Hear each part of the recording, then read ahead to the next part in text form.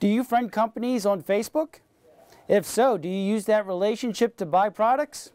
A new study from Facebook suggests that you do, and they're using that to help defend their advertising model. This is Digits. I'm George Stoll, and I am here today with Spencer Ante. How you doing, Spencer? Good. How are you today? All right. So it's amazing. We're 25 days after the IPO, and we're still analyzing Facebook and everything about it. And Yeah. and one of the things that came up during the IPO process were questions about their advertising model. Facebook comes out of its quiet period today, tries to answer some of these questions by giving the results of a study. What they find? Right. So the study was partially done with Comscore, the big internet sort of analytics firm. And basically what it looked at was what is the impact of an advertising campaign on sort of these so-called branded pages on Facebook, which are basically pages that companies set up on Facebook, and then people will go to them, they can post post comments or whatever, and they can do they can also buy advertisements tied to those that promote those pages. So the study basically showed that they did a 4-week test, and they looked at several brands. One of the brands they looked at was Starbucks, and they had a control group of people who weren't like fans of the pages and people who were. And what they found was that fans of Starbucks and friends of those fans bought 38% more product at Starbucks than people who weren't exposed to the Facebook marketing. Now, what does this mean? The big picture here is that Facebook's trying to make this shift.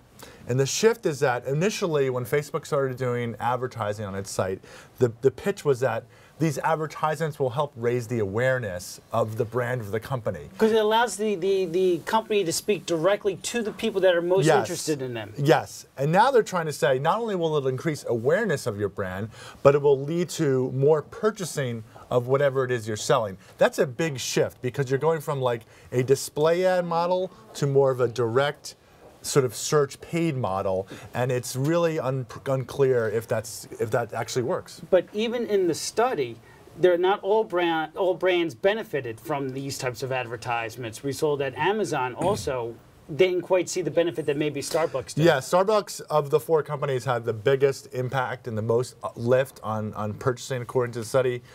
Target was another company that they looked at which had a less of a lift. And so, obviously they want to put their best foot forward. But one interesting thing that sort of like comes out in the study is that it's not a surprise that people who are already like saying, I'm a fan of your company, are going to spend more. Right. That's not that surprising.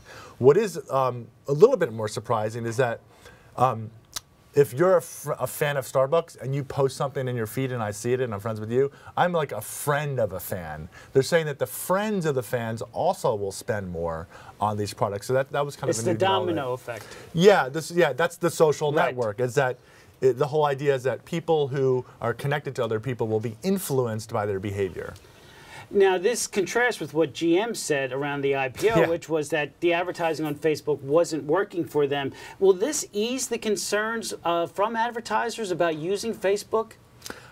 It's not clear. I think it might a little bit, but not completely. Because if you go back to the GM example, GM said that they're going to stop doing the paid advertisements on their brand page, but they will continue to keep their brand page up.